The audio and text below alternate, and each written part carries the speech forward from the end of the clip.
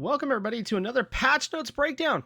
We got the Mana Core King himself in patch 10.2 coming out in a couple days on February 21st, something like that.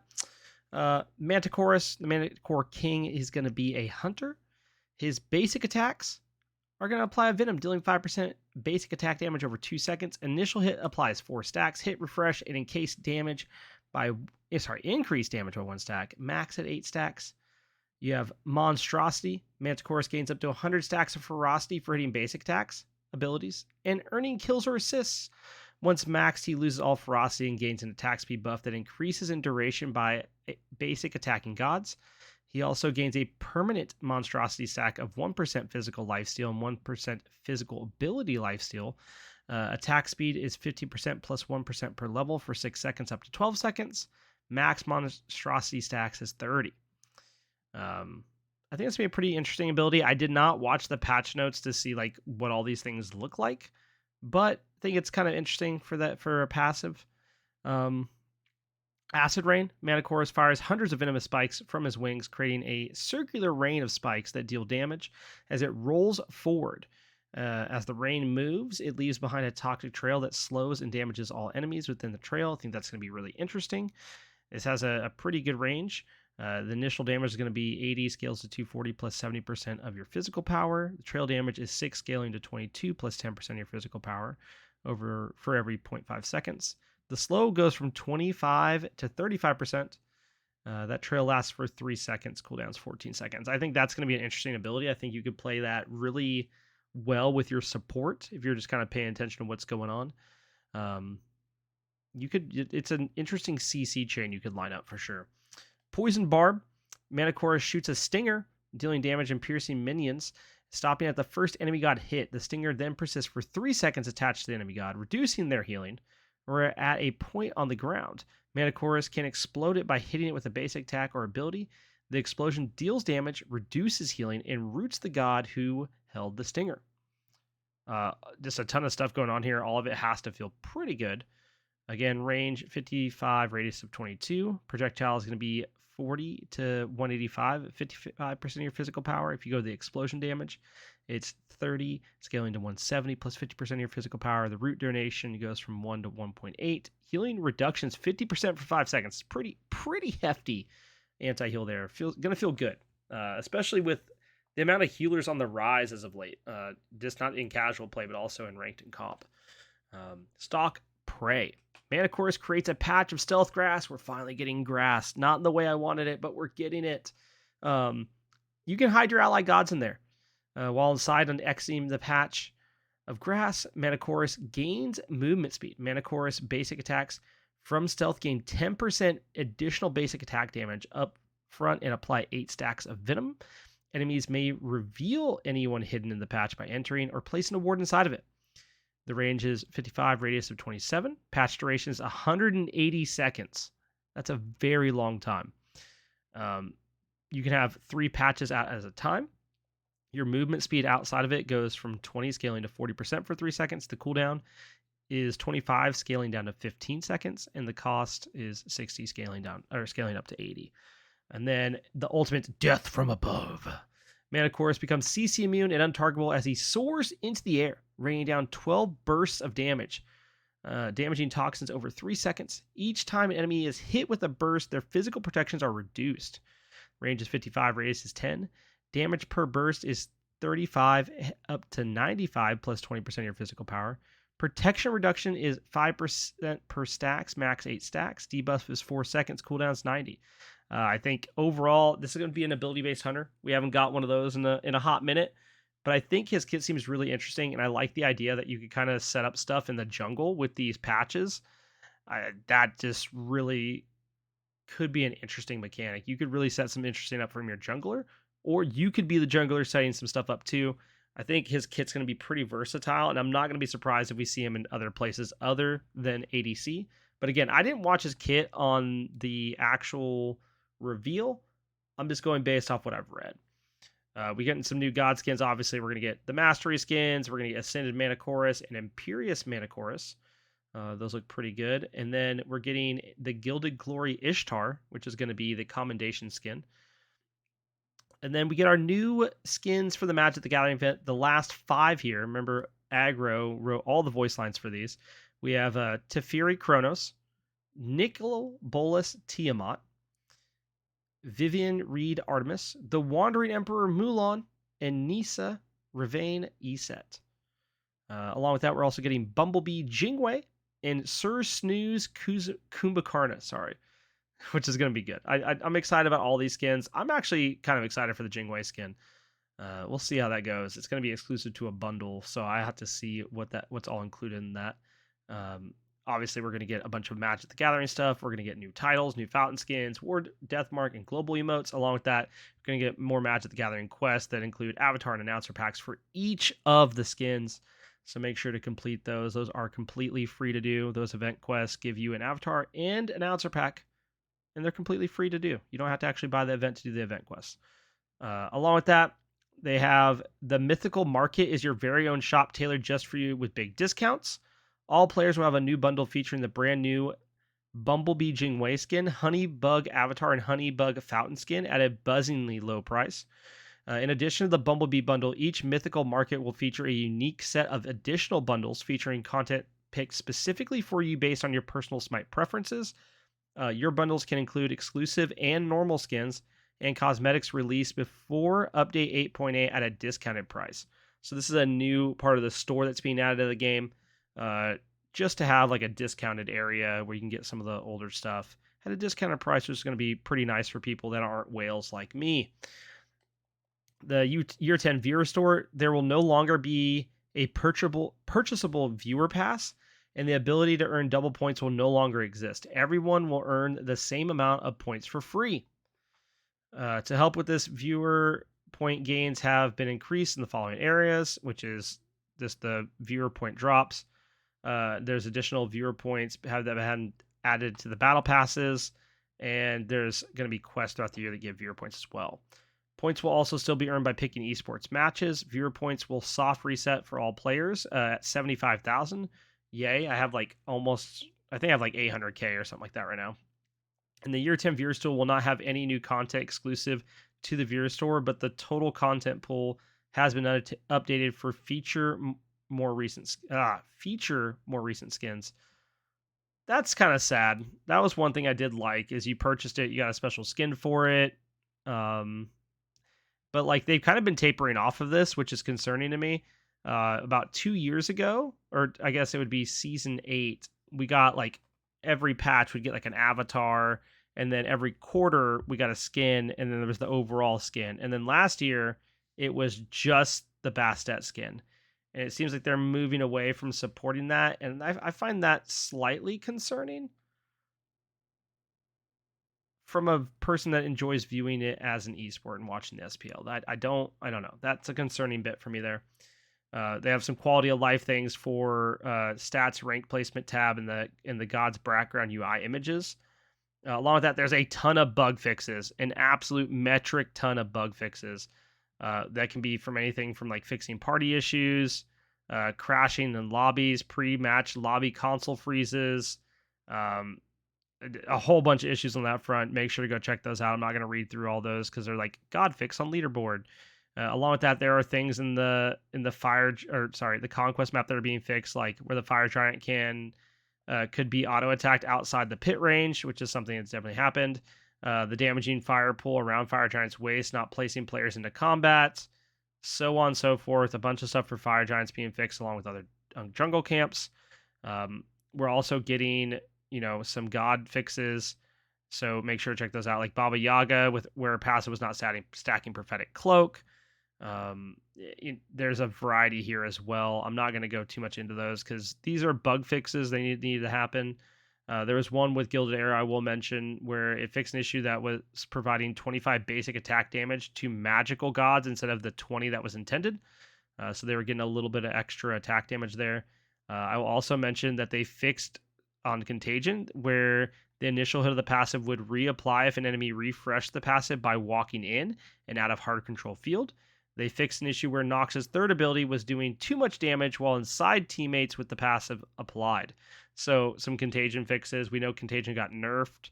It is still pretty strong. So keep an eye out for those things. Other than that, there's a lot of added text and things of like that nature. So let's get to the actual balances that are happening here.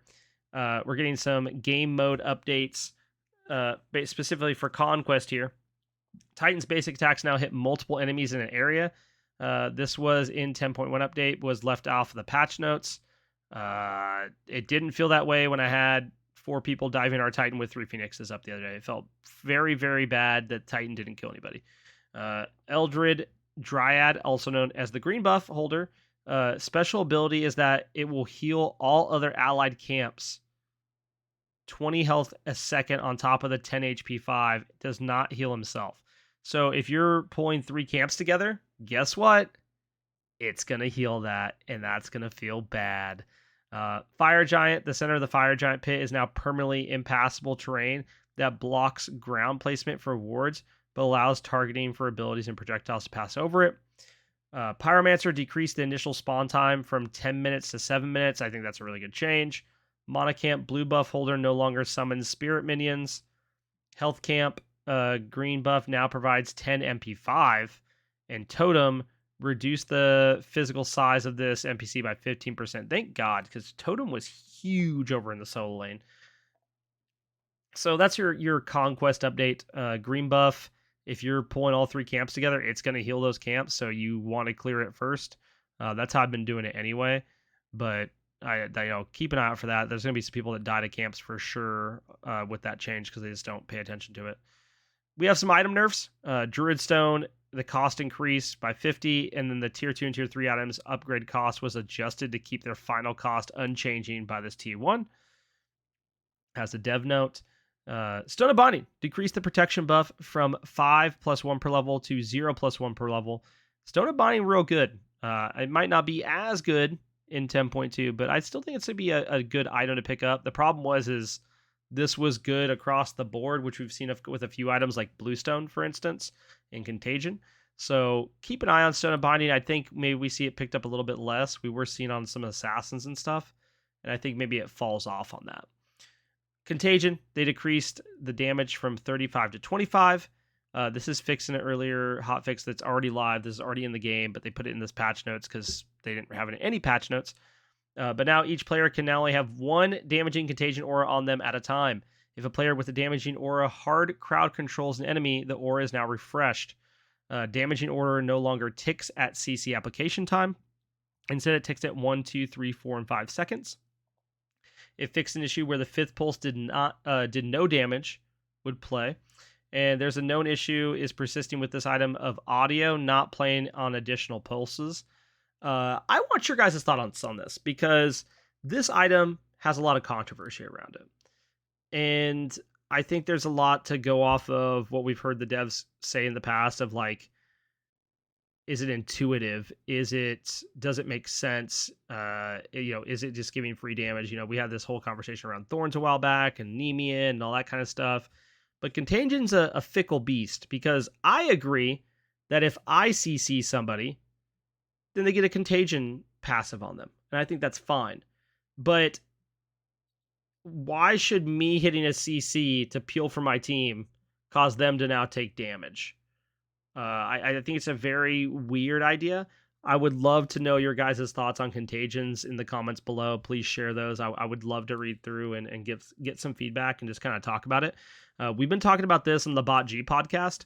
So go check out Battlegrounds podcast. That's something we have been talking about and trying to kind of work on around. We've been talking about on my podcast as well, Up Your Experience podcast. Contagions and Towers have been something we've been talking about on both. Make sure to go check both of those out. You can listen to them anywhere you like to listen to podcasts. Prophetic Cloak. This is another item that's been kind of controversial because of the mitigations it gives. So they've done some tweaking with this item. They decreased the internal cooldown of Prophetic Cloak from 10 seconds to 8 seconds. And then they fixed some text to clarify the internal cooldown. But the Vault Prophetic Cloak now only takes, I think they lowered the amount, right, that it takes to stack it. But they decreased the physical and magical prots by 15, so they went from 55 to 40. I think Prophetic Cloak is still really, really good, but I don't think it's OP. You have to do a lot to get this item online. So I'm completely okay with it being a little bit tankier. But I do think this is a good change because we're seeing a lot of mitigation builds, and mitigation builds are kind of going nuts. So this will help with that a little bit. But Prophetic Cloak is hard to stack. You will see people int to stack it. So be aware, watch out, see if this maybe falls off a little bit. I think maybe we just don't see as many mitigation builds as we're seeing currently because mitigation builds are very, very good. Speaking of, things that give you mitigation, Sigil of the Old Guard. They decreased the base damage mitigation from 5% to 3%. Then they decreased the damage mitigation per stack from 4% to 3%. And then they decreased the healing per stack from 3% to 1% of your max health. Basically, you lose 5% mitigations in total. So overall, you're going to see a good nerf here to mitigation builds. Are they still going to be good? Yeah, you're still going to see people like Ravana build them. You're going to see them on some other characters as well because they just fit the playstyle. But it's going to get them off of some of the characters we've been seeing them on currently that have been running it. I mean, I've seen a Thor go mitigations build. It didn't work out well for him, but he did build it. Berserker Shield decreased the damage mitigation on the passive from 10 to 5%. And then we get to, items that aren't dealing with mitigation. We have the Crusher. They decreased the cost by 100, decreased the physical power from 55 to 50, and decreased the physical power scaling from 40% to 30% on the passive. Crusher's been doing really, really well because of Bluestone. And I think I'd rather have seen them tweak Bluestone than Crusher. But we'll just have to see. I haven't seen as much Crusher as I've seen Bluestone. And those two items really synergize well together. So a little bit surprising to see Crusher's the one touched here, not Bluestone. But I think it's an okay nerf. Heartseeker, they decrease the bonus damage from 3% to 2% when the item's owner has lower power. Then we have some buffs. Now, these buffs, I've heard a variety of things on. I've heard some of these buffs are like insane and hunters are going to be good again and blah, blah, blah. Hold your horses. All right. First of all, Horn Shard. They fixed the text of this item to specify that it decreases CDR by 0.5 seconds every 0.5 seconds in a total of 3 seconds. Not every 1 second as listed on the 10.1 launch. This shard's really, really fun. If you play solo and you're playing someone like Osiris or Amaterasu, the list goes on. Cooldown, get your start item, get cooldown shard, get full cooldown med. Obviously, you've now spent all your gold, but I promise you it's a fun time and you'll probably get a double kill on first wave. So, starting out there. You get a first blood or double kill if the jungler's there too. Just have some fun with it. Kins is getting a buff. If you've heard me talking on stream or on either of the podcasts, my thought process on hunters right now is that they're not very good. This is due to a variety of things. It's due to mage ADCs just being better because the mage passive is good, whereas hunter passive is kind of weak. Kins getting buffed is going to help hunters. Is it going to make them... Is it going to even the playing field for them against mage ADCs? I'm not so sure. We're going to talk about that with the next item specifically, but Kins increase attack speed by 5%, and they're increasing the bonus damage by 1% on max health targets. So it's a nice buff. Do I think it goes hard? No, but we'll see how it all pans out. I'm not a believer that this helps hunters enough. Bladed Boomerang. This is supposedly an ADC item. This is another item I've talked about multiple times. This is definitely an assassin item or an attack if you, for some reason, want to build an auto attack warrior with crit. They decreased cost by 100. They increased the attack speed by 5%. And then what they did was, if you're an ADC, it's really hard sometimes to reposition yourself to go pick up the deployable, which is why Bladed Boomerang to me doesn't feel like an ADC item. What they did is they decreased the offset from player of the buff drops to be 50% closer to the player. So basically, when you hit that crit and you want to pick up the drop, it's now going to be 50% closer.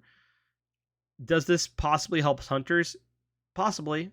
I'm in the ideal of you probably just run over them by accident. You're not paying attention to them if you're playing as a hunter. Whereas, like, if you're playing assassin, you're just going to auto pick them up. I don't know. I think this item is an interesting change.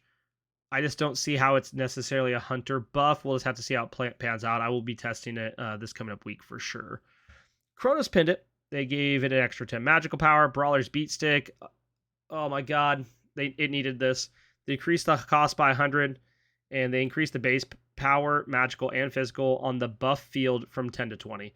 It needed this. It needed this so bad. Brawlers was in a horrible spot. It was really hard to consider building it sometimes because it just felt worse than all the other anti-heal items. This is a good change, and it needed to happen. We have the tier 1 cloak is now going to be 50 gold cheaper, but again, the tier 2 and tier 3 are unchanged. Cannoneer's Cuirass, they increased the cost by 150. Do I think this brings it into the meta more? I'm not so sure. I think it's more so that people don't like to play around the passive. I do think this item's fun, though, if you're a support. I think this is a fun item. Kind of like Griffin Wing. Dawnbringer buff, they decreased the cost by 200 gold. I've seen people build Dawnbringer. Not a lot, but I've seen it be built. And that item is good. And it's going to be 2,400 gold now. This is something you're going to see a lot more of, if I had to guess. Absolution. Absolution is insane. Okay? They're increasing the magical procs by 10, so it's going to from 60 to 70. They're increasing the crowd code reduction from 10% to 20%. This item is good. I think it's absolutely slept on. I think people don't know it exists, or they just don't know how to use it correctly. We used it this weekend in comp. Kenny Alpha picked it up, and being able to provide a CC immunity for your team as long as they're near you when you ult is kind of big. Just throwing it out there.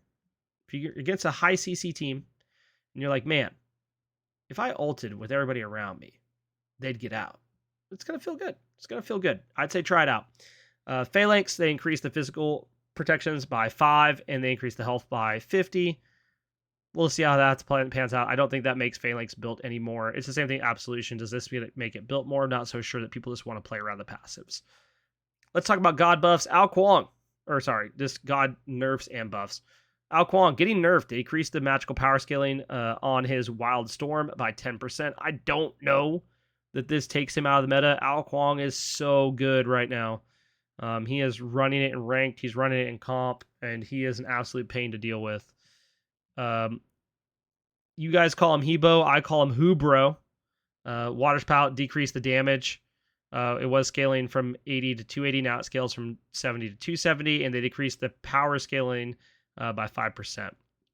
Discordia is getting buffed. Discordia is such a good mid. She's such a good mage. Erratic behavior. Words. I can't read. Decreased cooldown from 15 seconds to 13 seconds at all ranks. And Golden Apple of Discord, they increased the base damage on the initial hit from 100 to 200. It'll now be from 125 to 225. And they also gave it a 10% extra power scaling. It's going to feel pretty good on the initial hit there. Geb buff, Shockwave, they increased the damage from 90 to 370 to now 100 to 380. And they decreased the cooldown to 14 seconds. Tsukiyomi buff. Dark Moon Shuriken increased the Shuriken damage, was scaling from 75 to 275, now will scale from 85 to 285. Piercing Moonlight increases physical power scaling per dash hit from 45% to 50%. I think we're going to see some Tsukiyomi. I think there is an issue still kind of with this 2 and getting CC'd during that, especially knockups, but I think we could see Tsukiyomi on the rise. We also have Jingwei. Jingwei is getting a buff to Persistent Gust. It increased the damage per tick, was 10 to 50. Now it's going to be 15 to 55. And they decreased the cooldown from a flat 12 seconds to scaling down 12, 11.5, 11, 10.5, 10. Does this bring Jingwei into the meta? I don't know. Is Jingwei going to be better? Yes. I don't think Jingwei has been in a horrible spot. I don't think she's particularly great. I haven't tried her on the new Conquest map. I think this is a good buff. I think this is the right direction for her without getting crazy. We then have Chernobog as our last buff here. His Vicious Barrage is getting a decreased mana cost. Thank God. It was 60 to 80 scaling. Now it's going to be 50 to 70 scaling. And then Into the Darkness, his dash, they decreased the mana cost from 70 to 50 at all ranks. And the decreased cooldown was scaling from 18 to 14, will now scale from 16 to 14. Chernobog, going to feel pretty good. Does this bring him into the meta? Maybe. I don't think Chernobog is especially bad. I don't think he's especially fantastic. I do think some people are going to see this and be like, man, I'm not going to have to worry about mana issues as much. Maybe I pick up Chernobog. I think that's a good thing. And I think buffing his dash is huge. Chernobog Jazz definitely slept on. I think those, some things to check out here. But overall, I don't know that the one thing I've heard about is, oh my goodness, hunters are back, and I'm not sure. I'm not saying hunters are horrible, because I've played hunters a little bit this past week, and there's a few that have felt good, but overall, I always feel like I'm at a disadvantage when I'm playing them. So keep an eye out for that. Other than that, I hope everybody's been having a good time with Season 10, and I hope if you have any feedback for me, make sure to put it in the comments below. I'd love to hear it. You can also reach out in the Discord. You can reach out on Twitter, whatever floats your boat. And make sure to check out the newest episode of Up Your Experience podcast featuring TIH Vengeance. We're going to be talking the SPL Season 10 teams that have been confirmed, and then all the play-in teams as well, and who we think might get in play-ins this coming up week. Check them out. And also make sure to check out the Baji podcast, where you can get all your Smite content on a weekly basis. Y'all take it easy. Bye.